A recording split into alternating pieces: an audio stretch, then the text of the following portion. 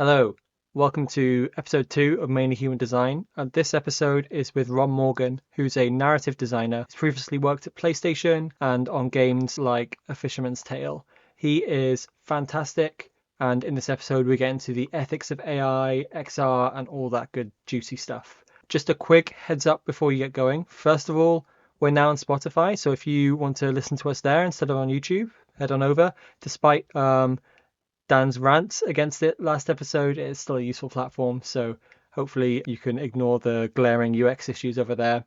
Second of all, this episode does have some technical issues. My microphone didn't really work until the second half of this episode, so you won't hear my beautiful voice until then. Also, Riverside kind of messed up Rob's recording a little bit, so you may occasionally hear his voice cut out. Apologies for the slightly lower than usual quality that we want for these videos. But hey, we're just getting started. Hopefully you can ignore that and just really enjoy this quite wide-ranging conversation. Yeah, so I'll shut up now. You'll hear me in the second half of the podcast a little bit. See you in a couple seconds. Hey, welcome to Mainly Human Design, the monthly podcast where we explore contemporary design issues, trends, and all the intriguing facets that shape our creative world. Thank you, ChatGPT, for that shit. I'm your host, Daniel Marquesy, joined by my co-host, Pip Turner. Today, we're diving into the realm of immersive storytelling with Rob Morgan, a narrative designer whose work spans from Sony PlayStation to award-winning VR game A Fisherman's Tale, which is definitely sick. He's also the author of Storytelling for Spatial Computing and Mixed Reality, a new book that delves into crafting narratives for emerging technologies. Rob, welcome to this, show. It's like our first show. I appreciate you coming. Hey! Awesome. So, Rob, will you tell us a little bit about yourself, and then we can get into a presentation you have going, and then we can dive into other interesting topics. Okay, cool. So yeah, I am a writer. I'm a narrative specialist, but I always knew I wanted to be a writer, and right place, right time. I ended up part of a small company consulting for a bigger company, that gave me an opportunity to move into PlayStation as a junior editor. And I worked my way up from there to lead game writer and a voice director. And I was incredibly lucky to work on early virtual reality and early augmented reality projects there at London Studio, PlayStation London Studio, RIP, which recently closed up, but which was always a workhorse studio working on like the new peripherals and new hardware. So I got exposed to working on augmented reality projects for big IPs for the Wizarding World, and ended up writing some of the very earliest demos PlayStation VR back when it was called the Morpheus prototype. And I have been a narrative person ever since. I fell in love with augmented reality, and I've been pursuing that in a big way. I also work in virtual reality a lot. I wrote some, like Dan said, I wrote some games that you may have heard of. But my sort of truest love has always been augmented reality. So I started a company, then branched out and ended up making cultural and arts installations. That's my kind of core craft. So I also work across immersive theater, sometimes integrating XR and headset technology, and sometimes just writing scripts, and location-based entertainment, which is a really broad category, but if it's immersive, I like thinking about it. And then, yeah, a couple of years ago, this opportunity came up to write a book, and I think the publisher expected me to pitch a VR book, but I wanted to talk about augmented reality, even though it hadn't really happened yet. And luckily, my decade-long gamble on augmented reality may or may not now be starting to pay off, because in the time that it took me to write the book, Vision Pro got announced and then released. And then by the time it was actually published, we were seeing the Meta's Orion prototype and seeing some first signs of true see-through augmented reality glasses that are now kind of starting to dominate headlines as those technologies start to converge with AI. So it's a super interesting time, because stuff that I've been kind of talking and theorizing about for like 10 years is now starting to not just be possible, but be possible for people in their bedrooms to make for themselves.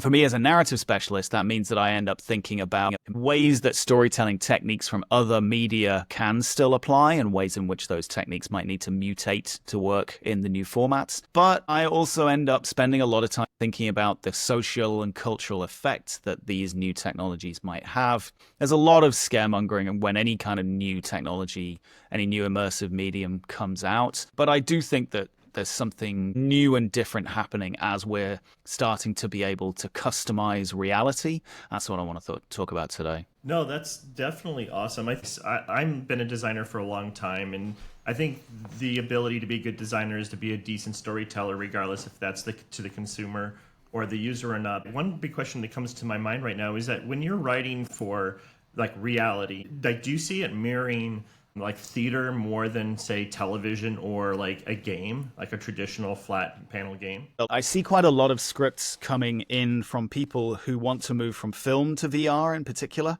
because their ecosystems are somewhat similar. And I see a lot of people still with filmy mindsets moving into VR and assuming that it's going to be basically the same, except that the camera is just closer. And then it's always a dead giveaway when I'm reading one of those scripts when I see sooner or later that script will say, and then we see something, and then I have to like write the email to the person to say, okay, there's no we because it's just the player alone in the headset. And more importantly, we can't be sure that they're seeing anything. They're in control. So theater is, I'm a theater kid at heart, much more than I'm a film person. So maybe I would say that.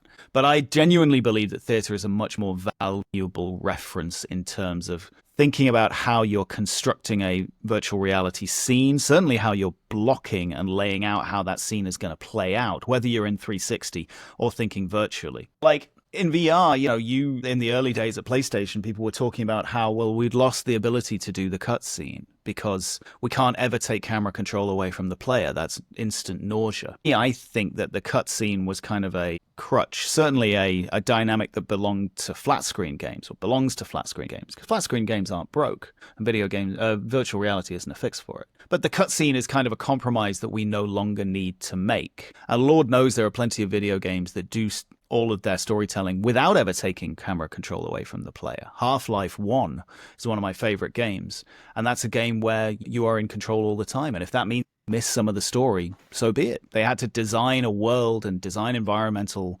storytelling and design a narrative that was robust enough that the player might just blitz right through it and not look in the right place. That's what I look for in a VR narrative as well. So this is like interesting. So when you're writing characters in a scene, I mean, even a play has a stage that is limited to a specific dynamic angle, right? Like, unless if like you can have theater in the round technically, but that would be like this central perspective. You're not really dealing. I'm sure that there's theater in installations that take up completely 360 degrees. But when you're writing, say, a narrative and characters that demand attention and focus, which you can usually harness with lights and stuff like that in the theater, how does that change your mind of how you dictate focus for the story itself? I mean, I think we just have to get past the word dictate. We have to be okay with writing stories where ultimately not only is the player present, we talk about presence so much in terms of virtual reality and how we stimulate a sense of presence. But for me, we also have to talk about protagonism, because if the player is there and is present, then they are also diegetic. They're part of the story. How happy are you guys with the word diegetic? Because I think it's one of the most important design concepts that we have at the moment. Yeah, it's great, yeah. Yeah. So the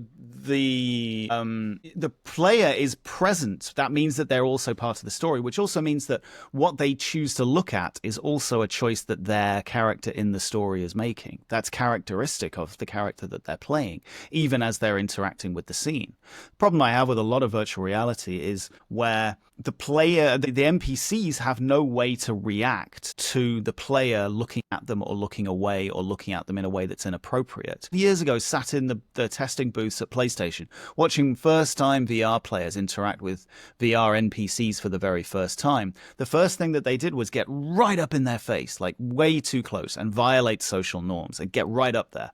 And it wasn't because they were trying to break the simulation. It's because they were trying to tell if the person that they were looking at was real or not, because that dictates whether they act like they're in a space of social consequence. If you're not being seen by another person, then you don't have to worry about there being social consequences. You can do whatever you like, that no one's meaningfully looking at them, and that the way that they behave isn't being seen in a meaningful way, then they immediately emotionally engage less with the scene. So, like, when you're talking about how we pull focus to a character, then that character has to be able to, be lit, be doing something dramatic, be talking, something that's going to draw the eye. But also, let's have that character react if the player looks away. If they're saying something that's important to the story or that should be important to the player character, and the player character just strolls off or looks in the other direction, we have to treat that decision as diegetic, as part of the story. We have to treat that as, well, you're characterizing your protagonist character as that kind of a character.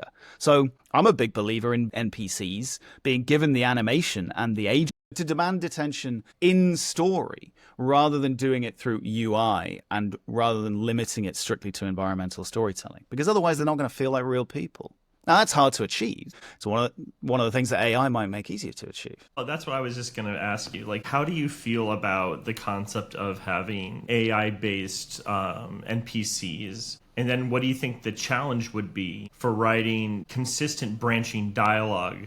Like, do you see that as potentially being a large challenge with that? This is the problem. I mean, I think even a few years ago, I would have been really gung-ho on AI because I thought it was going to replace, quote unquote menial jobs. It was going to replace truck driving jobs or whatever. Turns out, if we thought about it, we might have realized that what AI was going to be really, really good at is reading all of the text on the internet and then being able to replicate writing, that it might come from my job. Now, I am working on and have worked on AI-driven text projects. Maybe that makes me part of the problem, but I'm also hoping to be part of the solution. It's a challenge. It's a challenge to get consistency out of the AIs. I think that it's a force multiplier, and it might end up being the missing link that takes us from effectively tech demo augmented reality to large-scale augmented reality at a global scale, which we can talk about in a little bit. But in terms of VR, the most valuable thing that AI could contribute, I think, is to do those little bits of social nuance to respond in a generative way rather than a programmatical way, so that their responses to player behavior are actually responsive. Because that will give them a VR NPC so much more realism. The big challenge then is how much is too much? How much freedom do you allow the AI? I've written gigantic branch simulate responsiveness and, true interaction, but ultimately it's still just a series of binary forks. The AI is still just a series of binary forks, but the illusion is much better because it's so much bigger. In terms of how I feel about it, I feel conflicted because it is without question that this AI is going to make it harder for young writers starting out to do the kind of jobs that I did starting out, that let me cut my teeth, that let me become senior. That's a big problem. But I think I've done enough prompt engineering, for lack of a better term, now to know that it is an art in itself, and it is a very interesting process. And if what it results in is experiences that ultimately are able to create empathy better, then that's a good thing. That, though, is also the challenge, because these technologies could allow us to short-circuit empathy. You'll be able to tell because the stories won't be satisfying. I'm a narrative person, and narratives run on empathy. That effectively is what I designed for. And AIs may allow us to short-circuit it, and they may, over time, normalize a kind of, discourse that is lower in empathy, but is more meaningful when machines are talking to one another. Long answer, not necessarily a very helpful answer to a complicated question. No, but yeah, that's what we should talk about, Question. It's a good, and I have personally at the moment spending a lot of my time. I wanted to be more into the XR game, but I have, like everyone else here in San Francisco, been sucked into the AI game. Yeah. And the more I design for AI, not necessarily with AI, but for AI, the more I realize that the nuance within it is very powerful.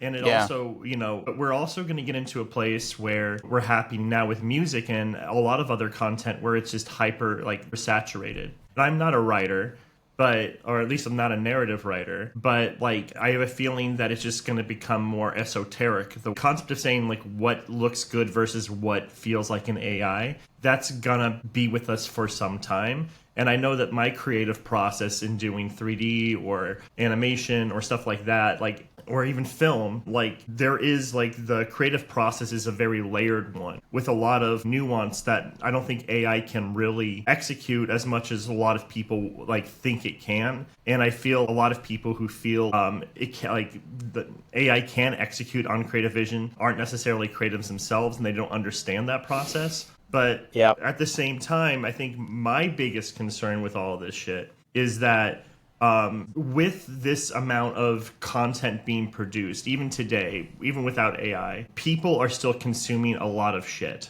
right? It's everyone is I don't personally like Taylor Swift or mass-produced music, not necessarily for the form of it being mass-produced, but it feels very repetitive and plasticky. But a lot of people don't care or don't know. And so that's going to be the hardest part. But at the same time, with saturation comes a lot of opportunity for, to expand to a lot of other people and to reach a larger crowd. So I'm hoping that the ability to create things faster from a creative perspective becomes easier. I just think the delivery mechanism would be the hardest part.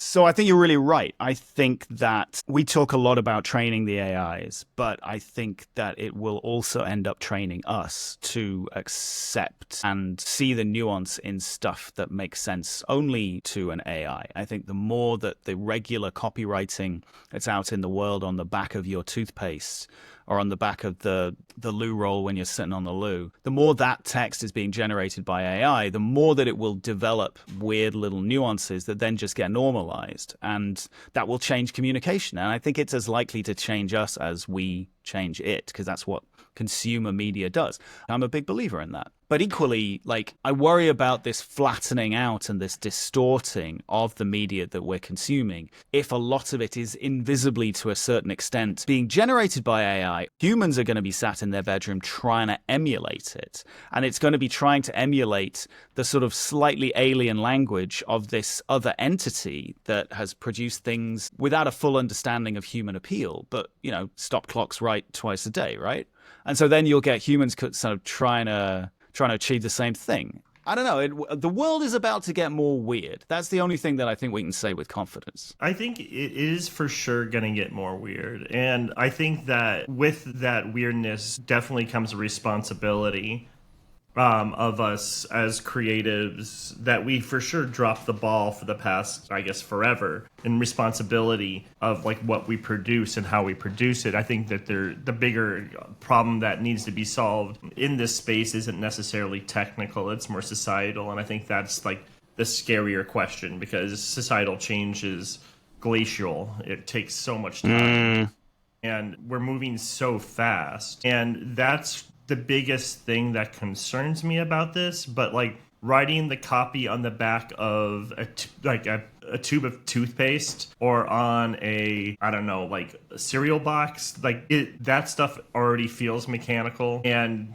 it's such to a broad audience that is AI gonna mess stuff up like that? I mean, yeah, but at the same time, maybe instead of writing one specific form of copy, a writer would write 100 different forms of copy, depending on the demographic and the user. So I think that it's going to be a very interesting time. But before we get into ethics, you have a presentation you want to share with us, correct? I have some notes, yeah. But it's about the questions of responsibility that you were talking about. That's what effectively the last chapter of my book is about, is responsibility. And I'm talking there to to storytellers, to writers, but go back to a point that you made earlier on, Daniel, like I think every good designer has to be a good storyteller. Maybe they're not necessarily like a stringing words together into a sentence person or like a world building person or whatever, but it is just another form of narrating and constructing an emotional or an empathetic experience, putting yourself in the shoes of someone else to be able to construct an experience for them. And I think you're right that we have a serious responsibility. The more we have an ability to augment and even customize our reality, the more we have a responsibility to reality and to our users' different realities, because everyone lives in a different reality. And there's a danger that as AI and XR meet and start to converge, that our ability to understand how other people see the world and our ability to understand how other people see us might start to get really disrupted. And yeah, that's what I've got some notes about that I want to talk to you about. Awesome. All right, do you want to get into it? Yeah, let's get into it. Cool. All right, so there's a little bit of an introduction to kind of give my bona fides, but you can always just skip over that because you've already heard it. So most of the time when we talk about augmented reality, we talk about augmenting places, rooms, or surfaces, augmenting surfaces with graphics. But what about the surfaces of our bodies? What does it mean to be able to digitally reskin a person with augmented reality? Because that question is about to become super relevant. There are some hard surfaces, some real physical things we can rely on to define how we're seen, our physical bodies, our behavior, and the clothes we choose to put on our physical bodies. But else could walk past you on the street and choose to digitally reskin you, reclothe you, or even undress you in real time without you even knowing? What if those creepy X-ray specs you used to see advertised in the back of comic books were actually real? Because the thing is, suddenly, inadvertently and powered by AI, the technology to augment reality may be about to totally destabilize the way that we see other people. So I've been an evangelist for augmented reality ever since I first saw it 12 years ago in a testing suite at PlayStation London studio. RIP. I've been making augmented reality theatre since before Pokemon Go, and I just released this book dedicated to storytelling and narrative design in augmented reality. The first book dedicated to storytelling in augmented reality. I'm a true believer, right? I'm a true believer in the creative power, the imaginative power, the storytelling power of superimposing graphics into reality, augmenting your local reality with information and adventure. But with that power also comes the power to customize reality. And when you give people the ability to customize the reality they see, especially in the privacy of their own devices, they often tend to choose to see a version of reality which suits their preferences, their desires, their ideologies, and even their prejudices. Augmented reality might soon allow certain people, the people to give away their data to platform holders in exchange for services. Those certain people might be able to live in a customized, premium, bespoke version of reality where places and even people can be reskinned into Victorian gas lamp fantasies or Minecraft aesthetics, or just a version of the world without all those awkward elements that contradict their worldview. While everyone else is in a freemium version of reality, where you might be unable to control how other people choose to view you or augment you or digitally reskin you within the premium reality of their headset. So for me, designers like us have a responsibility to be careful about the kinds of realities we create and the ways that we allow players to customize their reality. Because ultimately, we all have to go home at night to solid, physical, zero-sum reality. And we all share our very limited physical environment and help preserve that environment. So let's step back a minute, because like I say, I'm a true believer in this technology. AI is transforming everything currently, obviously. In particular, it's transforming our ability to scan and model and then draw or modify real places and increasingly real bodies. Combine that technology with the kind of XR glasses, Google/Samsung's upcoming prototypes. Suddenly, you have glasses with the ability to not just detect the world around you, but also to overlay it and retexture it with the power of AI. If you don't believe me, you can Google Kyle Goodrich's World Skins project from when he worked at Snap Inc., or more recently, Niantic's papers on what they call Project Morpheus, which is a system for inputting text to style 3D Gaussian splats of an environment. So you can get the splat, and then you can type in, make this look like Minecraft, and it'll do it pretty well. Imagine sticking that in a pair of glasses that you can wear as you walk down the street. The commercial value of this is obvious, especially for advertising. And frankly, this is why we are all able to have this conversation, right? Because billions of dollars are being invested in these technologies, and designers like us are motivated to get into it. And it's creating opportunities for these incredibly innovative pieces of work to be done. I mean, the advertising application is just mind-blowing. You could choose to walk down the streets, and if you're close to a Burger King, the Burger King could pay a platform that provides your reality filter to pop out a voucher from their physical shop to tempt you in, or maybe even show some premium wayfinding to guide you towards the Burger King. This is functionally what already happens on Google Maps. If you of the local area to somebody else, you and that other person will be looking at slightly different versions of the same place, because Google will be advertising and giving prominence to different places and landmarks and businesses depending on what it's trying to sell you. Right? So trillion-dollar companies are really motivated to invest billions of dollars into this wearable spatial computing, because it's a dream service to provide heads-up mapping directions or guides to social cues or social networking information presented in your field of view as you navigate the world without having to look down at your device. It's a superpower for everyone who can afford it.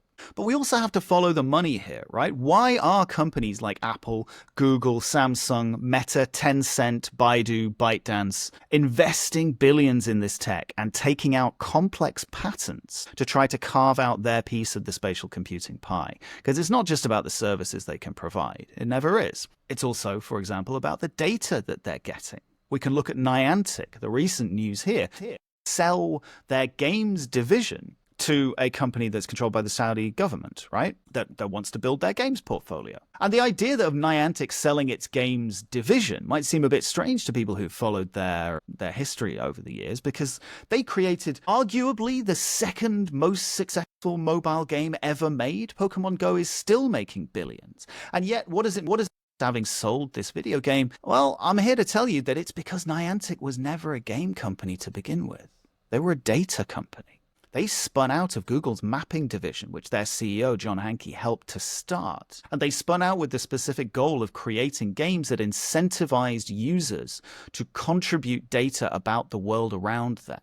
And they were exceptionally successful at doing so, first with Ingress and then with Pokemon Go. These are games that are designed to incentivize players to capture information and indeed footage of the world around them. And that data then belongs to Niantic. And it's helped them build one of the world's most valuable geospatial data sets, because they have a huge amount of contextual data, not just about businesses and addresses that can be registered in a conventional database, but contextual data about how people use space and about what they consider landmarks in their environments, not just businesses with addresses, but statues and, trees and things that can be marked meaningfully as a Pokestop or a gym. They're now training their large geospatial model AI on data in order to be able to have LGMs, large geospatial footage of the world, and predicting the 3D model of the world around it. Their vision has always been bigger than the games. It's about being able to theme the world. It's a quote from John Hanke, their CEO, quote, "I think people should be able to theme the world however they choose. If I want to see a world that looks a little bit more like Nintendo everywhere, and it's bright and happy, and it has Marios popping up, I think that should be my choice." He says, "I don't think that somebody should assert some right to control what's happening on my body and in my eyes or ears, that we might actually have a consumer right to choose to see a customized reality, whichever reality we choose. And maybe that companies might have the right to sell us whichever version of the world we're prepared to pay for, or indeed to give up our data for free in exchange for receiving that service." But I want to hit you with another quote. This is from GESDA, which is the Geneva Science and Diplomacy Anticipator, from their report Human Factors of Augmented Reality in 2022. They said phenomena like disinformation, code chambers, and body dysmorphia caused by image filters on social media could all be turbocharged by AR technology. The personalization of AR experiences could ultimately lead to a breakdown in the shared reality that's essential for the smooth functioning of societies. So why am I talking about disinformation? We're talking about the ability to customize reality. And even a little bit of customized reality can transform someone's worldview. If you talk to any serious journalist in the world, they'll tell you the reason they're under pressure, the reason they're losing their jobs, is because every single person can now curate their own feed of sources, which will validate their worldview and make everyone else who believes something different seem alien and deplorable. And now AI is going even further, to the point that if you Google something, you are no longer even seeing the same page as someone else who Googled the same thing, based on the fact that Google's AI is trying to give you what it thinks you want. But if you start Googling political causes, what does it mean that we are no longer even able to find baseline reality rather than something customized that has been tuned to whatever it is that the AI is assuming we want? Now, we all tend to live in customized reality, so I try hard to consume a balance of news from multiple perspectives, but it's getting harder. Because increasingly radical politics is polarizing people, and algorithms literally make it harder to even find alternative perspectives. Socioculturally speaking, services like Meta tend to serve you a feed of news that confirms your biases and gets you to click, right? Now imagine that logic applied to a filter or an overlay or a pair of rose-tinted spectacles that you can wear as you walk down the street. It might not pop up global headlines all the time, but it might filter things so you see or don't see certain things, certain places, maybe even certain people through an ideological lens. As the socialist theorist Slavoj Žižek says, ideology is the original augmented reality. And of course, understandably, many people will be using this technology to play games out in public because it's cool, right? I was there in the summer of 2016 when Pokemon Go brought a critical mass of fellow nerds out onto the street, and they were able to have real, meaningful social experiences by just seeing how many of their fellow Pikachu players popped out of the woodwork in order to go and be publicly nerdy. But Pokemon Go also shows us that, people are really, really willing to imaginatively engage, even if you don't have great graphics, even if you're not overlaying graphics onto the whole world, if you just give them a meaningful role and see the world very differently. But that means we might also have to deal with different people looking at the same street and seeing it through a very different lens for ideological reasons as well as playful reasons. You might be able to reskin that same street in very different ways. And we might end up with two people standing at the same bus stop, looking at the same wall of the bus stop and not seeing whatever physical advert is printed there, but instead seeing something that's being augmented onto there. And if that's a political advert for one of them or both of them, then the same reality anymore. Now, I'm not here to try and tell you what is or isn't going to happen with this technology. Trying to predict the future is a fool's game. And this technology, after all, is where I make my living. I'm a true believer.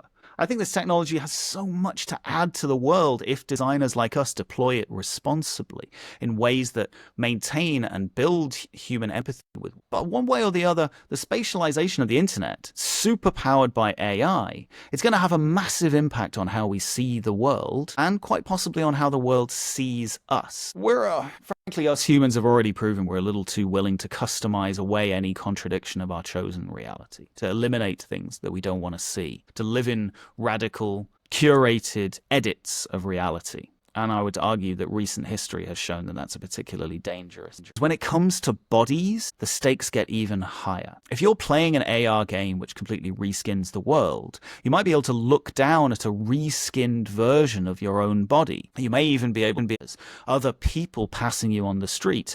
And that same overlay might overlay them to look like a game enemy, or maybe an NPC, or maybe just an object. Just in the last couple of weeks, we've seen the clamor around the chubby filter that allows people to upload photos of themselves visualized as if they are bigger than they actually are. And there's been a huge amount of social media discourse around this, talking even calls for a ban on the basis that the ability to do this to footage, particularly for young people. And I agree. But imagine if other people were able to hit you with the chubby filter in the privacy of their own XR glasses as you walk down the street past them without your permission or even your knowledge. We've already seen that it's possible to hack Meta's Ray-Bans to dox people on site by scraping facial recognition off getting facial recognition of you and then running a script that goes to the internet and runs facial recognition across the internet and finds your identity and then pops that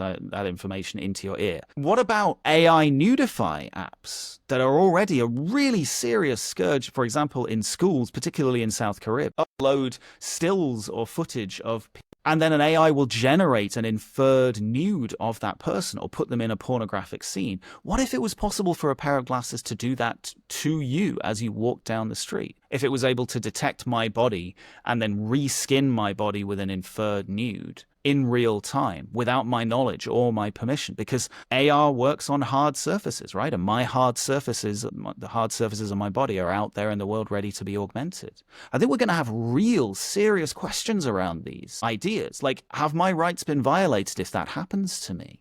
Morally and legally, between doing that in a pair of glasses which infer and overlay a nude onto somebody, is there a difference between that and doing it in the privacy of a city? I think there are serious questions that are going to happen here, serious court cases and maybe even serious legislative questions, but those will be slow to come, and I'm concerned that people, particularly young and vulnerable people, are going to get really hurt in the meantime. We might be about to lose all control over how our bodies are seen by others, at least those others who are able to afford this technology. Which is why, for me, I'm working with XR for Human, which is a European Horizon Europe, to try to develop best practices and responsible processes for designers, for companies, for governments to deal with these technologies, trying to anticipate these problems. I'm working with XRSI Europe, XR Safety Initiative Europe, because I think there's a great opportunity, particularly in Europe, and holding companies to account if they allow their users to do these sorts of things in an unfettered way. And of course, it's not lost on me that censorship is not necessarily the answer here, because the alternative version is that in a highly censored version of reality, these same technologies could be used to impose certain versions of reality onto people. If you're living in a totalitarian state, these same technologies could be used to define a particular reality, the only acceptable reality that you're allowed to see, and overlay that onto everywhere. So we're stuck between the classic question of whether we want a completely unregulated Wild West of increasingly divergent, non-interoperable realities that people can dwell in and become increasingly distant from, or heavily regulated areas where what you think and see is the government attempts to regulate it. Neither of those are good situations. We just have to be able to chart some sort of middle course before we lose track of not what's real, but of what the person standing next to us at the bus stop agrees is real. In the words of the Headmap Manifesto, which is from 1999, it predicted so much of the impact of mobile and location-aware computing. The internet has already started leaking into reality. When it gets truly loose, the world will be truly new again. But currently, I think it might be new and different for each of us. And I think that's going to cause a lot of problems for our societies, even as it allows us all to live in the coolest reality that each of us can imagine. That's where I want to leave it for now. So I've been thinking about this stuff since I was almost 21 years when I read Ray Kurzweil's The Age of Spiritual Machines.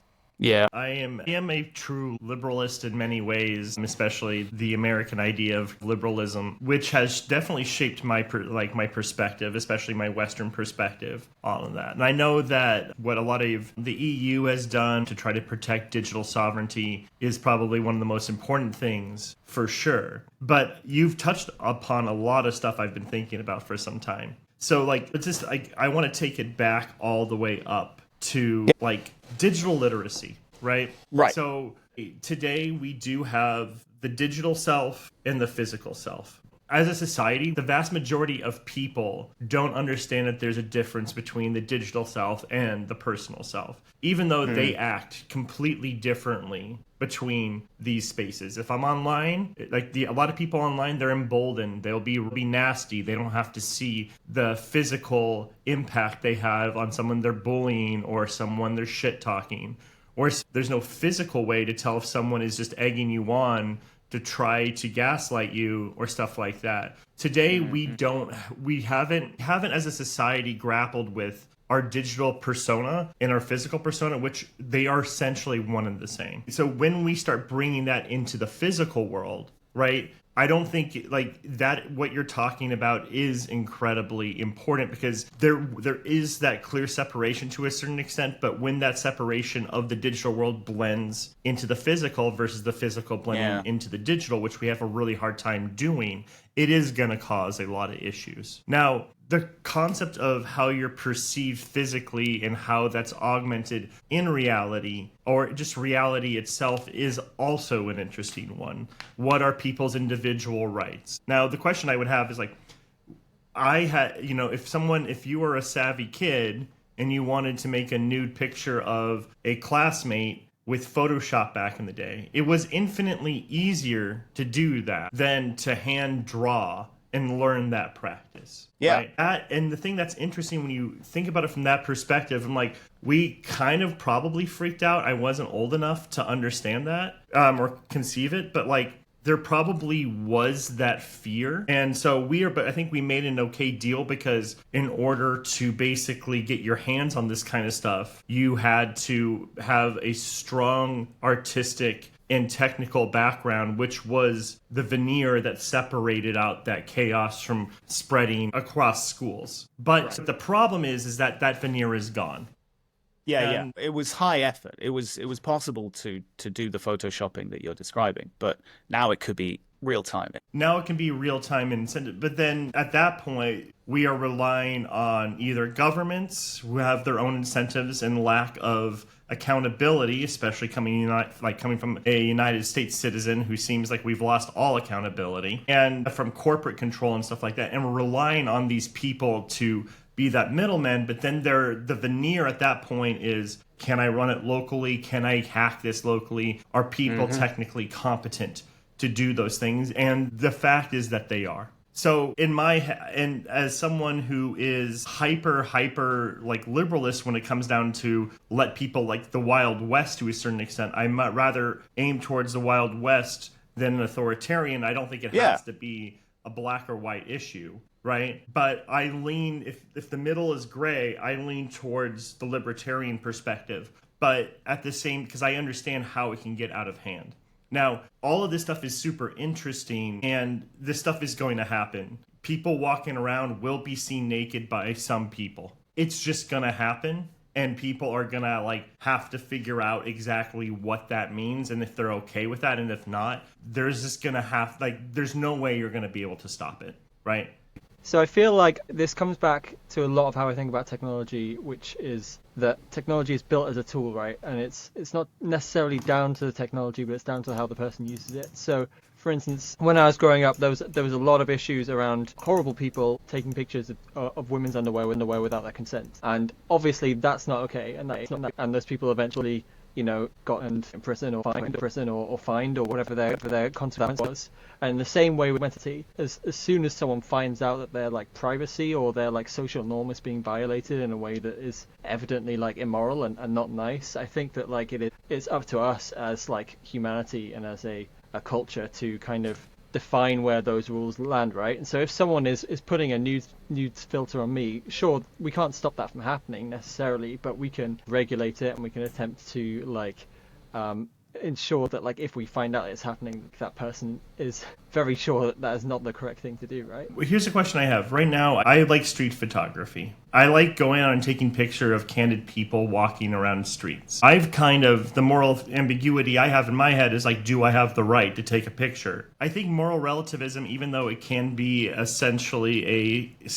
a shitty argument to a certain extent, is something that is just going to make everything infinitely harder to manage at the speed in which we're developing. And I think that the question is like, is it okay to overstep and pull back, or is it to guard the individualist motive as much as we can with some kind of guardrails? I think I'm instinctively less libertarian than you are, Daniel, but I fundamentally agree that I think this stuff is going to start happening and we're going to have to deal with it. There were, and I think particularly with the current regime in the States, I don't think it's likely that regulation is going to catch up with the big platform companies that are going to be bringing AI and XR together. It would be incredibly slow even if it did happen. I mean, just look at how long it took to regulate social media firms, right?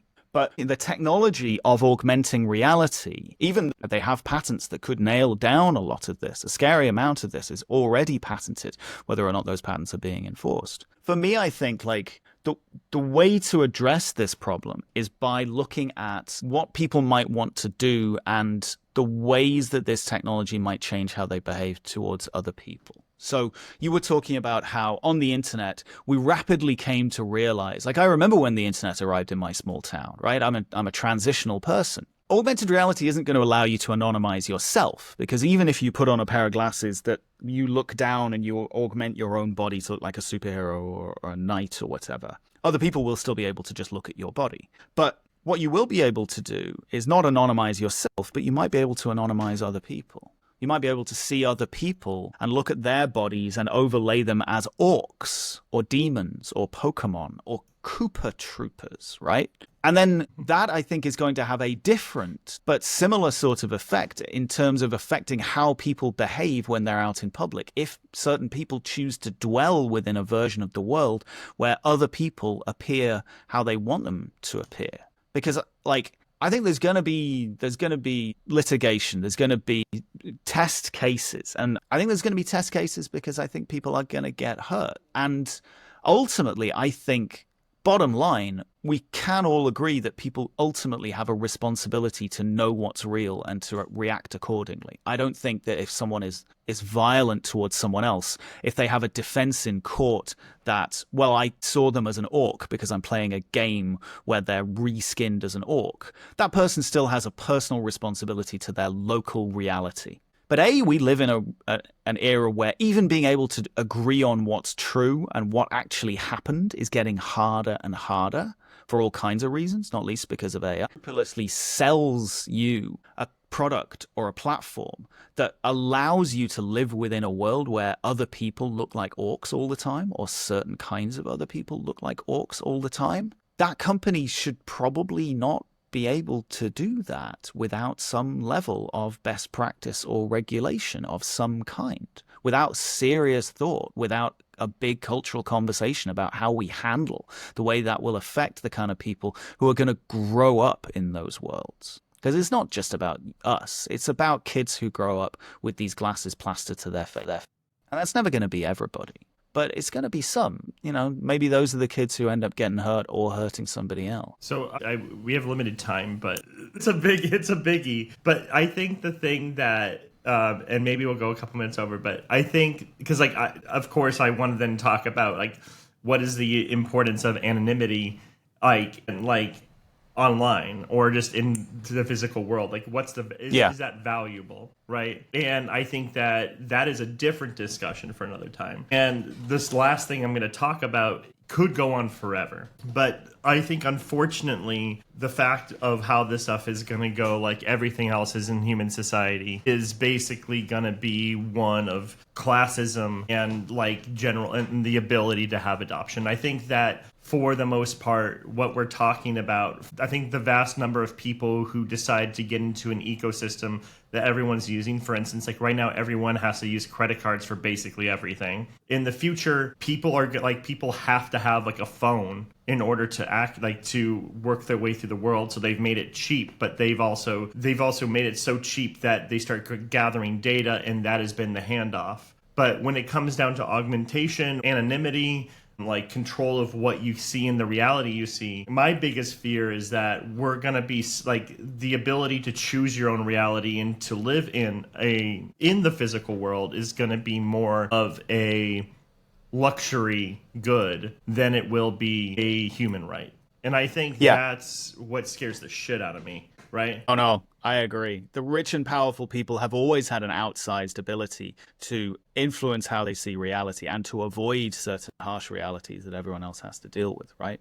But it's rich and powerful people who make the decisions about the world, who have the power to live in a customized reality. I think we're seeing now the impact of what happens when rich and powerful people who've always lived in a world that kind of suits them and that they can tune to their liking, when they get the reins of power, things go really weird really quickly. And I think the world is going to become a bit more like that. I want to give one parting thought, because this is by and for designers, and so like me, probably everybody's brain is trying to think what's a solution to this? What can we actually do? I don't know if this is a good solution, but I've been thinking about this for a long time, and one idea that I think is worth at least kicking around is, because I think bodies and identities are the leading edge of this. It's one thing to augment some graffiti over the front of a McDonald's. That sounds kind of fun. But if people can start to graffiti your body, if we're about to lose the ability to control in any sense how other people see us, what about if there was baked into responsible augmented reality systems that if it detects a human body, if it's got a face, then it is not permitted to augment that body unless that body is broadcasting some kind of an opt-in.